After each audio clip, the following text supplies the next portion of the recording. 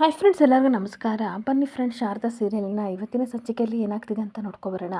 ಅದಕ್ಕೂ ಮುಂಚೆ ಯಾರೆಲ್ಲ ನನ್ನ ವಿಡಿಯೋ ನೋಡ್ತಾ ಇದ್ದೀರಾ ಫ್ರೆಂಡ್ಸ್, ಅವರೆಲ್ಲ ಪ್ಲೀಸ್ ಪುಟ್ಟದೊಂದು ಲೈಕ್ ಮಾಡಿ, ಹಾಗೆ ಫಾಲೋ ಮಾಡೋದನ್ನ ಮರಿಬೇಡಿ. ಬನ್ನಿ ಸ್ಟಾರ್ಟ್ ಮಾಡೋಣ.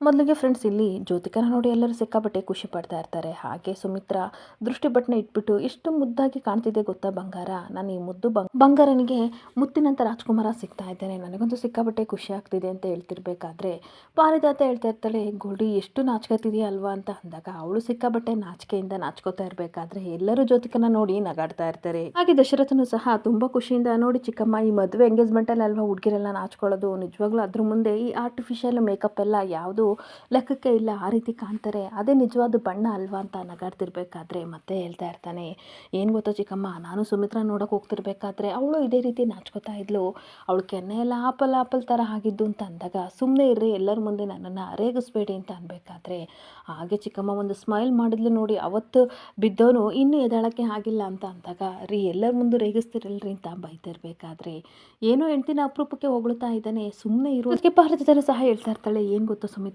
ನಾನು ಸಹ ಇವಳೇದೇನು ಇರಬೇಕಾದ್ರೆ ಎಷ್ಟು ಸುಂದರವಾಗಿದ್ದೆ ಗೊತ್ತಾ, ಎಲ್ಲ ಬ್ಯೂಟಿಫುಲ್ ಅಂತ ನನ್ನನ್ನು ಕರಿತಾ ಇದ್ರು, ನಮ್ಮಮ್ಮ ಅಂತೂ ಡೈಲಿ ನನಗೆ ದೃಷ್ಟಿ ತೆಗಿತಿದ್ರು ಅಂತ ಅಂದಾಗ ಎಲ್ಲರೂ ಪಾರಿಜಾತ ಮಾತನ್ನ ಕೇಳ್ಕೊಂಡು ನಗಾಡ್ತಿರ್ಬೇಕಾದ್ರೆ ಅಷ್ಟೊತ್ತಿಗೆ ತಾತ ಹೇಳ್ತಾ ಇರ್ತಾರೆ, ಹೌದು ನೀನು ಎಷ್ಟು ಚೆನ್ನಾಗಿದ್ದೆ ಅಂತ ನನಗೆ ಗೊತ್ತು, ಆದರೆ ನನ್ನ ಮೊಮ್ಮಗಳಿಗೆ ನೀನು ಕಂಪೇರ್ ಮಾಡಬೇಡ, ಅವಳು ಬೇರೆ ನೀನು ಬೇರೆ ಅಂತ ಅಂದಾಗ, ಯಾಕೆ ನನ್ನ ಮೊಮ್ಮಗಳು ಅಷ್ಟು ನಾನು ಚೆನ್ನಾಗಿಲ್ವಾ ಅಂತ ಪಾರಿಜಾತ ಕೇಳ್ತಿರ್ಬೇಕಾದ್ರೆ, ಬರೀ ಬಹಿರಂಗವಾದ ಮೇಕಪ್ ಇದ್ದರೆ ಸಾಲದು, ಅಂತರಂಗದಲ್ಲೂ ಸಹ ಮನಸ್ಸು ಶುದ್ಧವಾಗಿರಬೇಕು, ನನ್ನ ಮೊಮ್ಮಗಳ ಥರ ಒಳ್ಳೆ ಮನಸ್ಸು ನಿನಗಿಲ್ಲ ಬಿಡು ಅಂತ ಅಂದಾಗ, ಸರಿ ಆಯ್ತು, ಇಲ್ಲಿ ಮಾತುಕತೆ ಬೇಡ, ಎಂಗೇಜ್ಮೆಂಟ್ ಕಡೆ ಏನೇನೋ ಕೆಲಸ ಇದೆ, ಬನ್ನಿ ಅಲ್ಲಿ ಹೋಗಿ ನೋಡೋಣ ಮಂಟಪದ ಹತ್ರ ಅಂತ ದಶರಥ ಹೇಳ್ತಾ ಇರಬೇಕಾದ್ರೆ, ಡ್ಯಾಡ್ ಬಿಡಿ, ಎಲ್ಲರೂ ಖುಷಿಯಾಗಿ ಏನೇನೋ ಮಾತಾಡ್ತಾ ಇದ್ದಾರೆ, ಸ್ವಲ್ಪ ಹೊತ್ತು ಮಾತಾಡ್ಕೊಳ್ಳಿ ಅಂತ ಜ್ಯೋತಿಕ ಹೇಳ್ತಾ ಇರ್ತಾಳೆ. ಹಾಗೆ ತಾತ ಹೇಳ್ತಾ ಇರ್ತಾರೆ, ಸಾಕು ಆಮೇಲೆ ಮಾತಾಡ್ಬೋದು, ಮೊದಲು ದೇವರಿಗೆ ತುಪ್ಪದ ದೀಪ ಹಚ್ಚಿ ಈ ನಿಶ್ಚಿತಾರ್ಥ ಕಾರ್ಯ ಎಲ್ಲ ಒಳ್ಳೇದಾಗಲಿ ಅಂತ ಬೇಡ್ಕೊಂಡು ನಡೆಯಮ್ಮ ಅಂತ ಅಂದಾಗ, ಅರ್ಚಕರು ಸಹ ಪೂಜೆಗೆಲ್ಲ ರೆಡಿಯಾಗಿ ವಿಘ್ನೇಶ್ವರನಿಗೆ ನೀನು ಭಕ್ತಿಯಿಂದ ಬೇಡ್ಕೊಂಡು ದೀಪ ಹಚ್ಚಮ್ಮ ಅಂತ ಜ್ಯೋತಿಕನಿಗೆ ಹೇಳ್ತಿರ್ಬೇಕಾದ್ರೆ, ಅವಳು ತುಂಬ ಖುಷಿಯಿಂದ ದೀಪ ಹಚ್ಚಿದಾಗ 1 ಸೆಕೆಂಡ್ ದೀಪ ಹಚ್ಚುತ್ತೆ.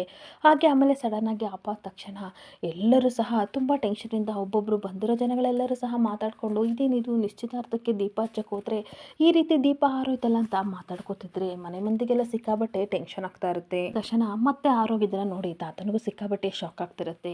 ಹಾಗೆ ಬಂದರೆ ಗೆಸ್ಟೆಲ್ಲ ಹೇಳ್ತಾ ಇರ್ತಾರೆ, ಏನಮ್ಮ ಇದು, ನೀನು ದೀಪ ಹಚ್ಚಕ್ಕೆ ಪದೇ ಹಚ್ಚಿದ್ರೆ ಈ ರೀತಿ ಆರೋಗ್ತಿದೆಯಲ್ಲ, ಏನಾದರೂ ಕೆಡ್ಕಾಗ್ಬೋದು, ಅದಕ್ಕೆ ಮುನ್ಸೂಚನೆ ಆ ದೇವರು ಕೊಡ್ತಿದ್ದಾನೆ ಅಂತ ಅಂದಾಗ ಪಾರಿಜಾತ ಬೈತಾ ಇರ್ತಾಳೆ, ಸುಮ್ಮನೆ ಇರ್ತೀರ ಒಂದು ನಿಮಿಷ, ನನ್ನ ಮೊಮ್ಮಗಳ ಬಗ್ಗೆ ಆ ರೀತಿ ಎಲ್ಲ ಮಾತಾಡಬೇಡಿ, ನೋಡು ಗೋಲ್ಡಿ, ನೀನು ಇನ್ನೊಂದ್ಸಲ ದೀಪ ಹಚ್ಚು ಅಂತ ಪಾರಿಜಾತ ಹೇಳ್ತಾ ಇರ್ತಾಳೆ. ಹೌದು ಗ್ರಾನಿ, ಇಲ್ಲಿ ಗಾಳಿ ತುಂಬ ಇದೆಯಲ್ಲ, ಅದಕ್ಕೋಸ್ಕರ ಈ ರೀತಿ ಆಗಿರ್ಬೋದು ಅಂತ ಇನ್ನೊಂದ್ಸಲ ದೀಪ ಹಚ್ಚುತ್ತಿರ್ಬೇಕಾದ್ರೆ ಮತ್ತೆ 3ನೇ ಸಲ ಸಹ ದೀಪ ಹಾರೋದಾಗ ಎಲ್ಲರಿಗೂ ಸಿಕ್ಕಾಬಟ್ಟೆ ಶಾಕ್ ಆಗ್ತಾ ಇರುತ್ತೆ. ಅಷ್ಟೊತ್ತಿಗೆ ಹೊರಗಡೆ ಪಾಲಾಕ್ಷ ಬಂದೇ ಬಿಡ್ತಾನೆ.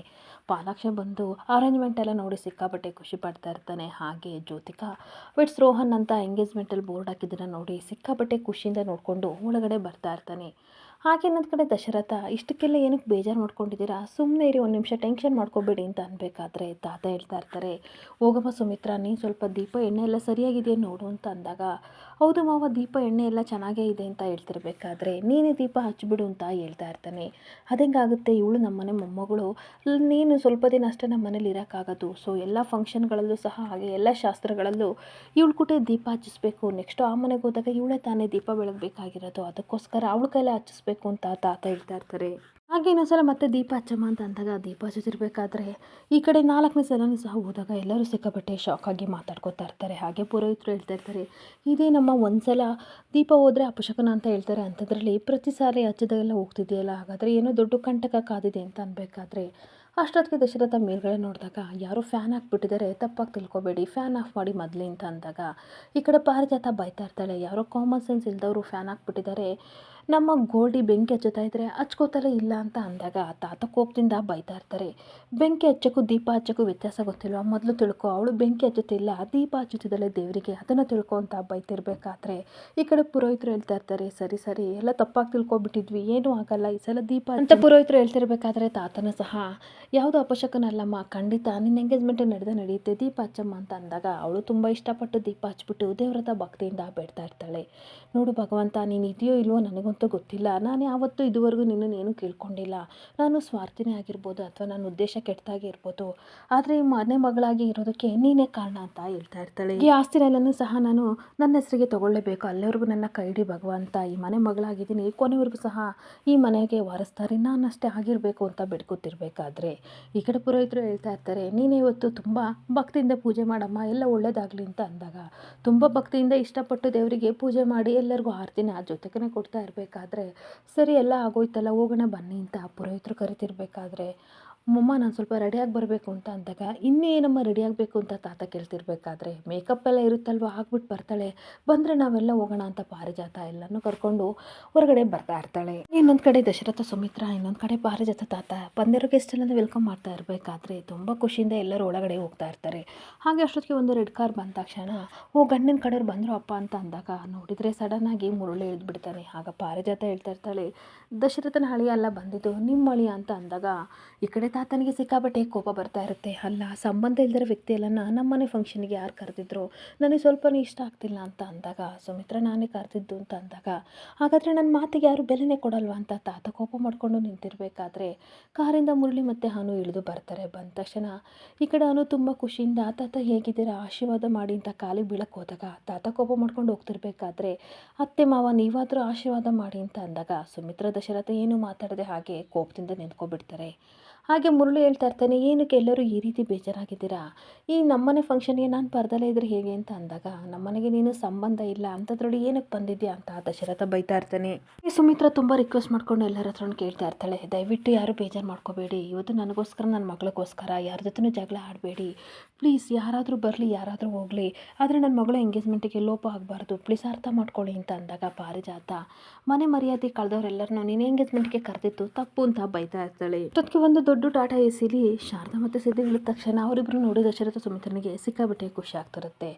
ಹಾಗೆ ಶಾರದಾ ಬಂದ್ಬಿಟ್ಟು ಅಮ್ಮನ ಹಾಗೆ ಮಾಡ್ಕೊಂಡ ತಕ್ಷಣ ಅವಳಿಗೆ ಸಿಕ್ಕಾಬಿಟ್ಟೆ ಖುಷಿಯಾಗಿ ತುಂಬ ಚೆನ್ನಾಗಿ ಕಾಣ್ತಿದೆಯಾ ಬಂಗಾರ ಅಂತ ಅಂದಾಗ ಸಿದ್ದು ಮುದ್ದನು ಮಾತಾಡಿಸ್ತಾ ಇರ್ತಾಳೆ. ಹಾಗೆ ನಮ್ಮಮ್ಮ ಪುಟ್ಟು ಬಂಗಾರಿ ಎಲ್ಲಿ ಅಂತ ಅಂದಾಗ ಅವಳನ್ನ ಬಿಟ್ಟು ಬರಬೇಕಾಗಿತ್ತಮ್ಮ, ಅದಕ್ಕೆ ಬಿಟ್ಟು ಬಂದೆ, ನಾನು ಬರಲಿಲ್ಲ ಅಂದರೆ ನಿಮಗೆ ಬೇಜಾರಾಗುತ್ತೆ ಅಂತ ಬಂದೆ, ಹಾಗೆ ಬರೀ ನಮ್ಮ ಟೀಮ್ನ ಕಳಿಸಿದ್ರೆ ನೀವು ಬೇಜಾರು ಮಾಡ್ಕೋತೀರ ಅಂತ ನಾನು ಸರ್ ಬಂದ್ವಿ ಅಂತ ಅಂದಾಗ ಓ ಹೌದಾ ಅಮ್ಮಮ್ಮ ಹಾಗೆ ಉಮಲ್ಲ ಹಾಗೆ ಅನಸೂಯಮ್ಮ ಎಲ್ಲರೂ ಬಂದಿದ್ರೆ ತುಂಬ ಚೆನ್ನಾಗಿರ್ತಿತ್ತು ಅಂತ ಅಂದಾಗ ಇವ್ರು ಬಂದಿದ್ದೆ ಹೆಚ್ಚು ಇನ್ನೆಲ್ಲ ಬರಬೇಕಿತ್ತ ಅಂತ ಪಾರಿಜಾತ ಗುಣಗುಣ ಅಂತ ಹೇಳ್ತಾ ಇರ್ತಾಳೆ. ಮತ್ತು ಪಾರಿಜಾತ ಹೇಳ್ತಾ ಇರ್ತಾಳೆ ಅಡುಗೆ ಎಲ್ಲ ಸರಿಯಾಗಿ ಮಾಡಬೇಕು ಅಂತ ಅಂದಾಗ ನೋಡಿ ಅತ್ತೆ ಇವರು ಅಡುಗೆ ಕೆಸರಾಗಿ ಬಂದಿಲ್ಲ, ಇಲ್ಲಿ ನನ್ನ ಮನೆ ಮಗಳಾಗಿ ಬಂದಿದ್ದಾಳೆ, ಆ ರೀತಿ ಎಲ್ಲ ಮಾತಾಡಬೇಡಿ ಪ್ಲೀಸ್ ಅಂತ ಅಂದಾಗ ಪರವಾಗಿಲ್ಲ ಬಿಡಿ ಅಮ್ಮ ಅಂತ ಅಂದಾಗ ದಶರಥ ಹೇಳ್ತಾ ಇರ್ತಾನೆ ಎಲ್ಲ ಸಿದ್ಧತೆ ನಡೀತಿದೆಯಾ, ಕ್ಯಾಟರಿಂಗ್ ಎಲ್ಲ ಚೆನ್ನಾಗಿ ನಡೀತಿದೆಯಾ ಅಂತ ಅಂದಾಗ ಹೌದು ಎಲ್ಲ ನಡೀತಿದೆ, ಹಾಗೆ ಎಲ್ಲ ವ್ಯವಸ್ಥೆ ಮಾಡಿಕೊಂಡು ಇಲ್ಲಿಗೆ ಬಂದಿದ್ದೀವಿ ಮಾವ ಅಂತ ಅನ್ಬೇಕಾದ್ರೆ ಅಂತೂ ಇಂತೂ ವಿಮಲ ಬರಲೇ ಇಲ್ವಲ್ಲ, ಸಿಕ್ಕಾಬಟ್ಟೆ ಬೇಜಾರಾಗ್ತಿದೆ, ನಾನು ಅವಳು ಬರ್ತಾಳೆ ಅಂತ ಅವಾಗಿಂತ ದಾರಿನ ಕಾಣ್ತಾ ಇದ್ದೆ ಅಂತ ಸುಮಿತ್ರ ಅನ್ಬೇಕಾದ್ರೆ ಈ ಅಣ್ಣನ ಮಾತಿಗಾದರೂ ಬೆಲೆ ಕೊಟ್ಟು ಬರ್ತಾಳೆ ಅಂತ ಅಂದ್ಕೊಂಡಿದ್ದೆ, ಆದರೆ ಬರಲೇ ಇಲ್ವಲ್ಲ ಅಂತ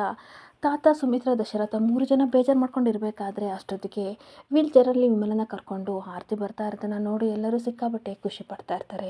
ಹಾಗೆ ತಾತನಿಗಂತೂ ಸಿಕ್ಕಾಬಟ್ಟೆ ಖುಷಿ ಆದಾಗ ವಿಮಲ ಹತ್ರ ಬಂದು ಅಣ್ಣ ಸುಮಿತ್ರ ಹೇಗಿದ್ದೀರಾ ಅಂತ ಅಂದಾಗ ದಶರಥ ಕಣ್ಣೀರು ಹಾಕ್ಕೊಂಡು ವಿಮಲ ನೀನು ಈ ಮನೆ ಬೆಳಕಮ್ಮ, ನೀನು ನಮ್ಮನೆ ಅದೃಷ್ಟ ಲಕ್ಷ್ಮಿ, ನೀನು ನನ್ನ ಪಕ್ಕದಲ್ಲಿದ್ದರೆ ಧೈರ್ಯ ಜಾಸ್ತಿ ಇರುತ್ತೆ, ಹಾಗೆ ಈ ಮನೇಲಿ ಅದೃಷ್ಟನೂ ಸಹ ಉಕ್ಕಿ ಉಕ್ಕಿ ಹರಿಯುತ್ತೆ, ನೀನು ಯಾವಾಗಲೂ ನನ್ನ ಜೊತೆ ಇರಬೇಕು ಅಂತ ಕಣ್ಣೀರು ಹಾಕ್ತಿರ್ಬೇಕಾದ್ರೆ ಸುಮಿತ್ರ ಹೋಗಿ ಹಗ್ ಮಾಡಿಕೊಂಡು ಅಂತೂ ಬಂದಲ್ಲ ನನಗೆ ದೊಡ್ಡ ಖುಷಿ ಆಗ್ತಿದೆ ಅಂತ ಹೇಳ್ತಾ ಇದ್ರೆ ತಾತ ಮಾತ್ರ ಒಳಗೆ ಸಿಕ್ಕಾಬಟ್ಟೆ ಖುಷಿ ಪಡ್ತಾ ಇರ್ತಾರೆ. ಹಾಗೆ ವಿಮಲ ಹೇಳ್ತಾ ಇರ್ತಾಳೆ ನಾನು ನಿಜವಾಗ್ಲೂ ಬರಬಾರ್ದು ಅಂತ ಅಂದ್ಕೊಂಡಿದ್ದೆ ಅಣ್ಣ, ಆದರೆ ನನ್ನ ಸೊಸೆ ಮಾತು ಕೇಳಿ ಹೋಗ್ಬೇಕಂತ ಮನಸ್ಸಾಯಿತು ಅದಕ್ಕೆ ಬಂದೆ ಅಂತ ಅಂದಾಗ ಎಲ್ಲರಿಗೂ ಸಿಕ್ಕಾಬಟ್ಟೆ ಖುಷಿ ಆಗ್ತಾ ಇದ್ರೆ ತಾತನಿಗೆ ಆಶ್ಚರ್ಯ ಆಗ್ತಾ ಇರುತ್ತೆ. ಹಾಗೆ ಸುಮಿತ್ರ ಹೇಳ್ತಾ ಇರ್ತಾಳೆ ಶಾರದಾ ನಿನ್ನಿಂದ ತುಂಬ ಉಪಕಾರ ಆಯಿತು, ವಿಮಲ ಬರಲಿಲ್ಲ ಅಂತ ಅಂದಿದ್ರೆ ಸಿಕ್ಕಾಬಟ್ಟೆ ಬೇಜಾರಾಗ್ತಿತ್ತು, ಹಾಗೆ ಜ್ಯೋತಿಕನೂ ಸಹ ಅತ್ತೆ ಬರಲಿಲ್ವಲ್ಲ ಅಂತ ಆಗ್ಲಿಂದ ಬೇಜಾರು ಮಾಡ್ಕೊಂಡಿದ್ಲು ಅಂತ ಹೇಳ್ತಾ ಇರ್ತಾಳೆ. ಮತ್ತು ಸುಮಿತ್ರ ಹೇಳ್ತಾ ಇರ್ತಾಳೆ ಜ್ಯೋತಿಕ ನನ್ನ ಮಗಳಾಗಿರ್ಬೋದು ಆದರೆ ಬೆಳೆಸಿದ್ದೆಲ್ಲ ವಿಮಲನೇ, ಸೊ ಅವಳಿಗೆ ಮಗಳಾಗಿ ಉಳ್ಕೊಬಿಟ್ಲು, ಹಾಗೆ ಸಿದ್ದು ಮುದ್ದು ವಿಮಲನ ಮಗ ಆಗಿದ್ರು ಸಹ ನಾನೇ ಅವನನ್ನು ಕೈ ಕೊಟ್ಟು ಬೆಳೆಸಿದ್ದು ಅಲ್ವಾ ಅಂತ ಅಂದಾಗ ನೀನು ಹೇಳ್ತಾ ಇರೋದು ಕರೆಕ್ಟ್ ಆಗಿದೆ ಅಂತ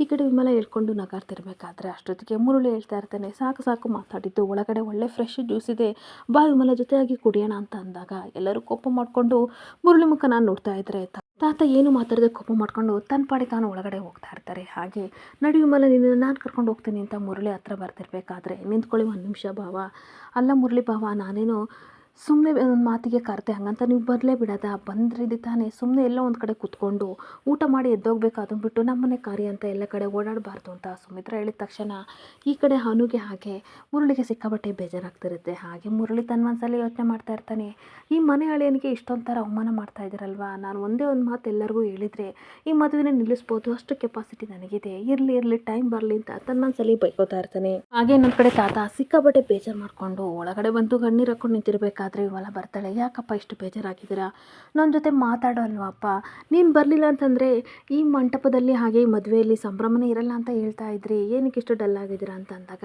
ನಾನೇ ಖುದ್ದಾಗಿ ಬಂದು ನೀನು ಅಷ್ಟು ರಿಕ್ವೆಸ್ಟ್ ಮಾಡ್ಕೊಂಡು ಕರೆದೆ, ಆದರೆ ನನಗೆ ನೀನು ಬೆಲೆನೇ ಕೊಡಲಿಲ್ವಲ್ಲಮ್ಮ, ಬರಲ್ಲ ಅಂತ ಮಗು ಕೊಡ್ದಂಗೆ ಹೇಳಿದೆ, ಅಷ್ಟು ಪ್ರೀತಿಯಿಂದ ಇಷ್ಟು ವರ್ಷ ಕಣ್ಣಲ್ಲಿ ಕಣ್ಣಿಟ್ಟು ರೆಪ್ಪೆಯಾಗಿ ನಿನ್ನನ್ನು ಸಾಕ್ತೆ, ನನಗೆ ಕೊಟ್ಟ ಮರ್ಯಾದೆ ಇದೇನಾ ಅಂತ ಕಣ್ಣೀರು ಹಾಕ್ತಿರ್ಬೇಕಾದ್ರೆ ವಿಮಲನೂ ಸಹ ಏನು ಮಾತಾಡದೆ ಕಣ್ಣೀರು ಹಾಕ್ಕೊಂಡು ಕೂತ್ಕೊಬಿಡ್ತಾಳೆ. ಇಲ್ಲಿಗೆ ಸಂಚಿಕೆ ಎಂಡ್ ಆಗ್ತಿದೆ. Thank you for the watching friends.